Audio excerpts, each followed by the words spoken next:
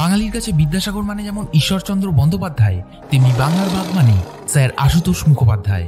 কিন্তু কিভাবে বাংলার বাঘ হলেন তিনি? ব্রিটিশ আমলের কথা।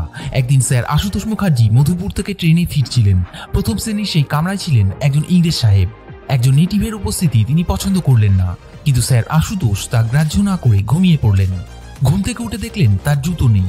ব্যাপারটা বুঝতে তার দেরি হলো না। তিনি দেখলেন সাহেব ঘুমিয়ে আছে। তিনি তখন তার কোটটি জানলা দিয়ে ফেলে দিলেন। ঘুম ভাঙলে সাহেব রেগে গিয়ে জিজ্ঞেস করলেন, where is my coat? Sir Ashutosh বললেন, তোমার কোট আমার জুতো আনতে গেছে। আশুতোষ মুখোপাধ্যায়ের এইরকম প্রবল ব্যক্তিত্বের জন্যই তিনি বাংলার বাঘ নামে পরিচিতি লাভ করেন। 1864 সালের 29শে জুন কলকাতায় তার জন্ম। তৃতীয় শ্রেণীতে পড়ার সময় 11-12 পাঠ্য প্যারাডাইস লস্ট পড়ে ফেলেছিলেন তিনি। এমনই ব্রিলিয়ান্ট ছেলে যে গণিতে এমএ হওয়ার পরের বছরই তিনি এমএর এক্সামিনার হন। তার একাডেমিক কেরিয়ার দেখে ব্রিটিশ সাহেবরা তাকে চাকরি অফার করেছিলেন।